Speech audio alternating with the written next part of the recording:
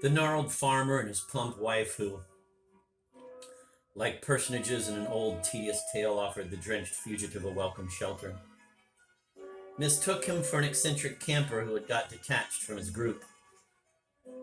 He was allowed to dry himself in a warm kitchen where he was given a fairy tale meal of bread and cheese and a bowl of mountain mead. His feelings, gratitude, exhaustion, pleasant warmth, drowsiness, and so on, were too obvious to need description. A fire of larch roots crackled in the stove, and all the shadows of his lost kingdom gathered to play around his rocking chair. As he dozed off between that blaze and the tremulous light of a little earthenware cresset, a beaked affair rather like a Roman lamp, hanging above a shelf where poor beady baubles and bits of nacre became microscopic soldiers swarming in desperate battle.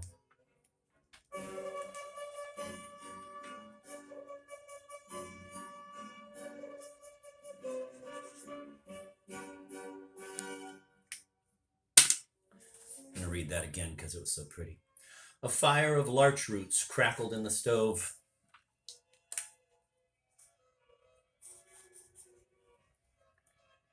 And all the shadows of his lost kingdom gathered to play around his rocking chair as he dozed off.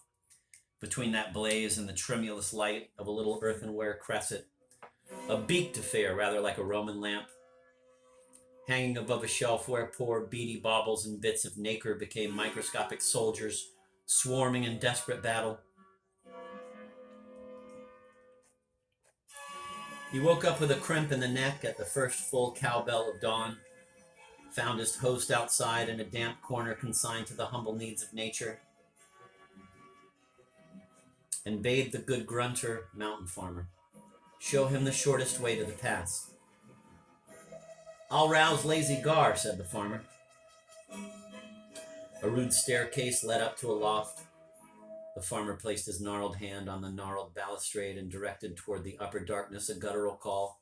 "Gar, Gar."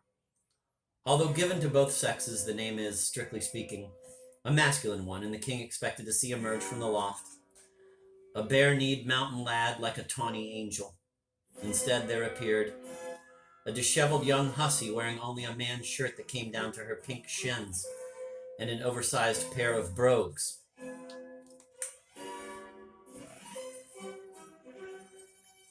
A moment later, as in a transformation act, she reappeared, her yellow hair still hanging lank and loose, but the dirty shirt replaced by a dirty pullover, and her legs sheathed in corduroy pants. She was told to conduct the stranger to a spot from which he could easily reach the pass. A sleepy and sullen expression blurred whatever appeal her snub-nosed round face might have had for the local shepherds. But she complied readily enough with her father's wish. His wife was crooning an ancient song as she busied herself with pot and pan.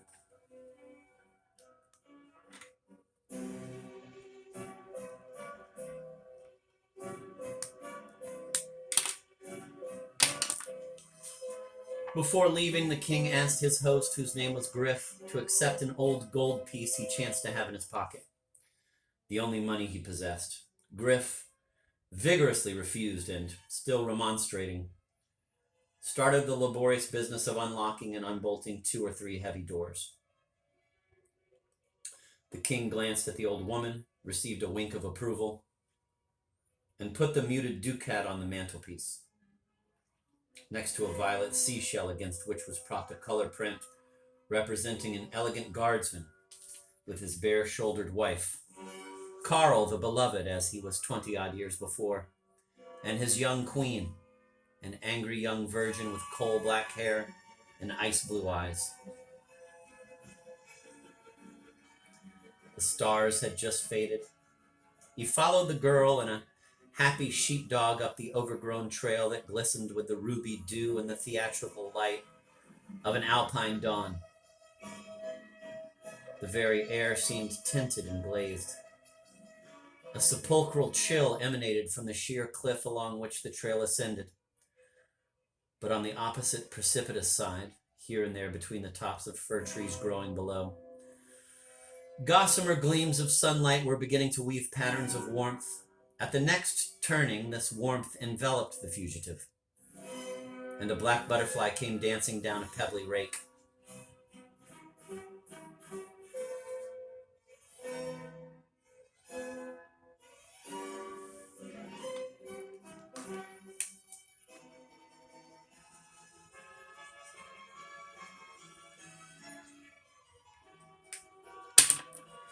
The path narrowed still more and gradually deteriorated amidst a jumble of boulders. The girl pointed to the slopes beyond it. He nodded. "Now go home," he said. "I shall rest here and then continue alone."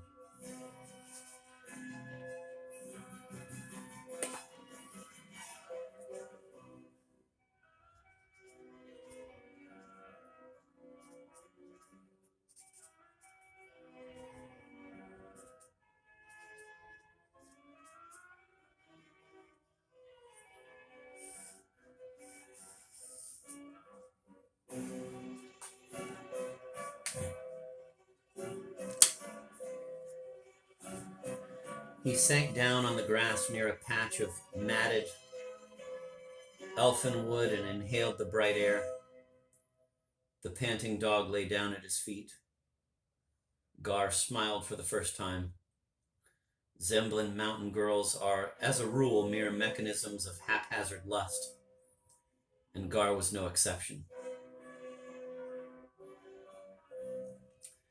As soon as she had settled beside him, she bent over and pulled over and off her tousled head the thick gray sweater, revealing her naked back and blank mange breasts, and flooded her embarrassed companion with all the acridity of ungroomed womanhood.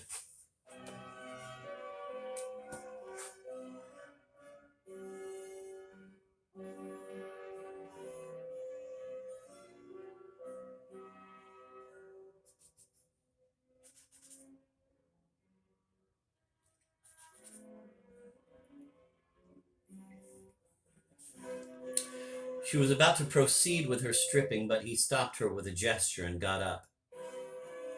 He thanked her for all her kindness. He patted the innocent dog, and without turning once, with a springy step, the king started to walk up the turfy incline. He was still chuckling over the wench's discomfiture when he came to the tremendous stones amassed around a small lake which he had reached once or twice from the rocky Kronberg side many years ago. Now he glimpsed the flash of the pool through the aperture of a natural vault, a masterpiece of erosion.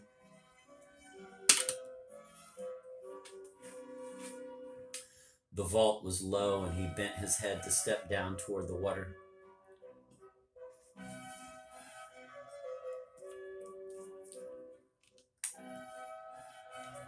In its limpid tintoren, he saw his scarlet reflection, but oddly enough, owing to what seemed to be at first blush an optical illusion, this reflection was not at his feet, but much further. Moreover, it was accompanied by the ripple-warped reflection of a ledge that jutted high above his present position. And finally, the strain on the magic of the image caused it to snap as his red-sweatered, red-capped doppelganger turned and vanished, whereas he, the observer, remained immobile. He now advanced to the very lip of the water and was met there by a genuine reflection, much larger and clearer than the one that had deceived him. He skirted the pool. High up in the deep blue sky jutted the empty ledge whereon a counterfeit king had just stood. A shiver of Ulfir, uncontrollable fear caused by elves, ran between his shoulder blades. He murmured a familiar prayer across himself and resolutely proceeded toward the pass. At a high point upon an adjacent ridge, a Steinman, a heap of stones erected as a memento of an ascent, had donned a cap of red wool in his honor. He trudged on. but his heart was a conical ache poking him from below in the throat. And after a while, he stopped again to take stock of conditions and decide whether to scramble up the steep debris slope in front of him or to strike off to the right along a strip of grass, gay with gentians, that went winding between lichened rocks. He elected the second route and in due course reached the pass.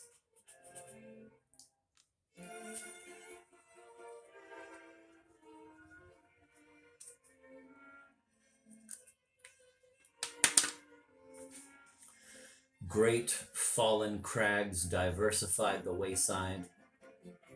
The Nippern domed hills, or reeks, to the south were broken by a rock and grass slope into light and shadow. Northward melted the green, gray, bluish mountains. Falkberg with its hood of snow, Mutraberg with the fan of its avalanche, Paberg, Mount Peacock, and others, separated by narrow, dim valleys with intercalated cotton wool bits of cloud that seemed placed between the receding sets of ridges to prevent their flanks from scraping against one another. Beyond them, in the final blue, loomed Mount Glitterton, a serrated edge of bright foil, and southward, a tender haze enveloped more distant ridges which led to one another in an endless array through every grade of soft evanescence.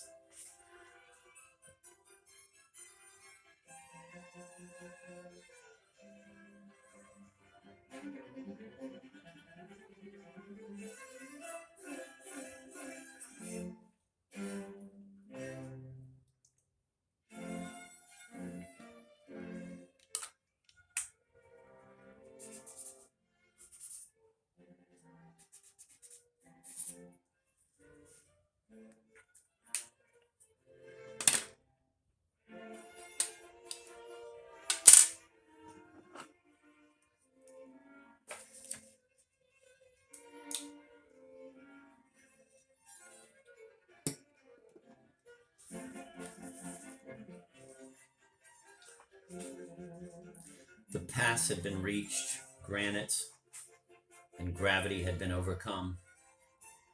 But the most dangerous stretch lay ahead. Westward, a succession of heathered slopes led down to the shining sea. Up to this moment, the mountain had stood between him and the gulf. Now he was exposed to that arching blaze. He began the descent.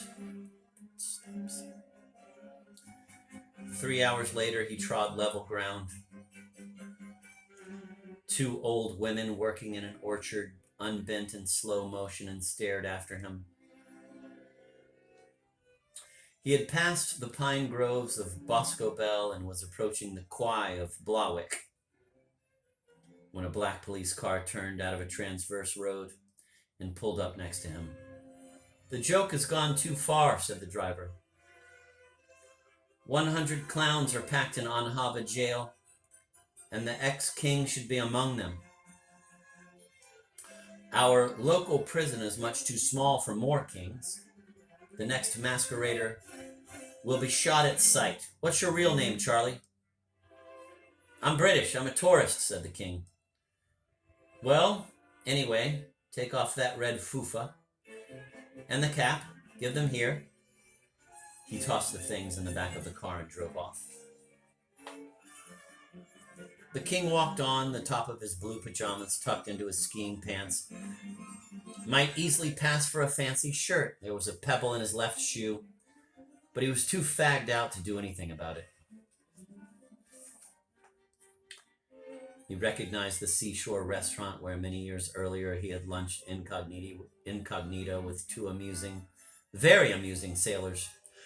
Several heavily armed extremists were drinking beer on the geranium-lined veranda among the routine vacationists, some of whom were busy writing to distant friends. Through the geraniums, a gloved hand gave the king a picture postcard, on which he found scribbled, "Proceed to RC, bon voyage." Feigning a casual stroll, he reached the end of the embankment.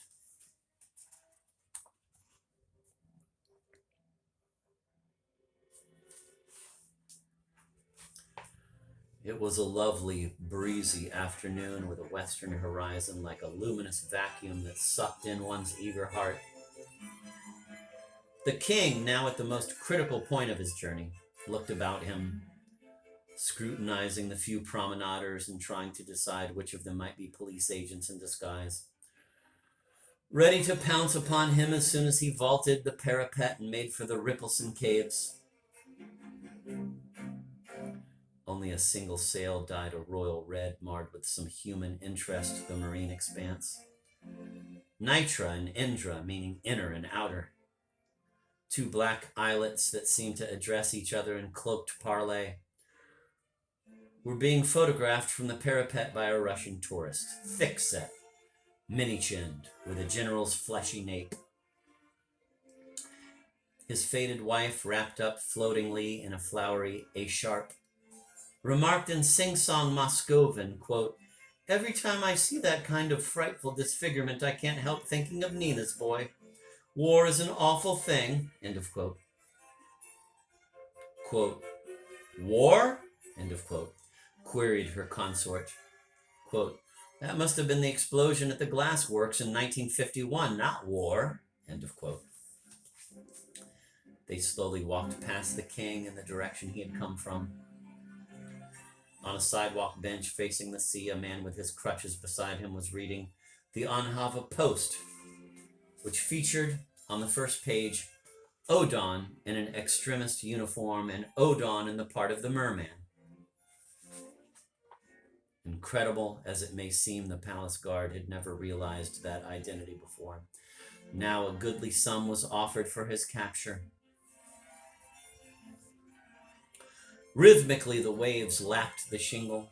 The newspaper reader's face had been atrociously injured, and the recently mentioned explosion in all the art of plastic surgery had only resulted in a hideous, tessellated texture, with parts of pattern and parts of outline seeming to change, to fuse or to separate, like fluctuating cheeks and chins in a distortive mirror.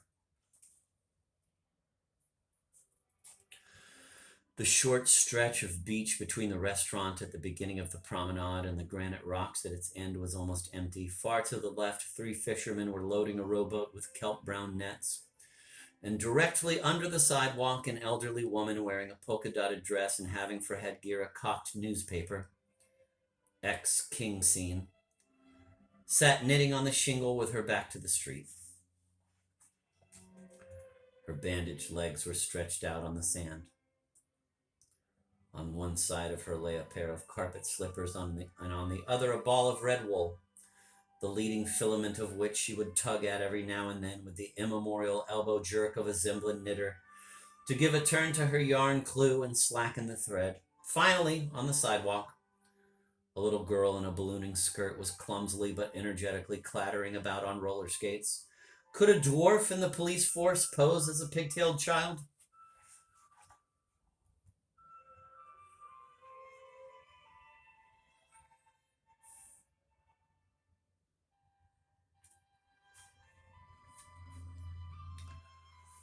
Waiting for the Russian couple to recede, the king stopped beside the bench.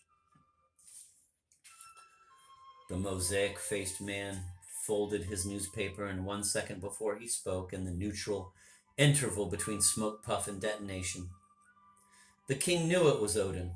Quote, "All one could do at short notice," end of quote, said Odin, plucking at his cheek to display how the varicolored, semi-transparent film adhered to his face, altering its contours according to stress. Quote, "A polite person," end of quote, he added, quote, "does not normally examine too closely a poor fellow's disfigurement," end of quote. Quote, "I was looking for Spix, plainclothesman," end of quote, said the king. Quote, "All day," end of quote, said Odin. Quote, "They have been patrolling the quay. They are dining at present," end of quote.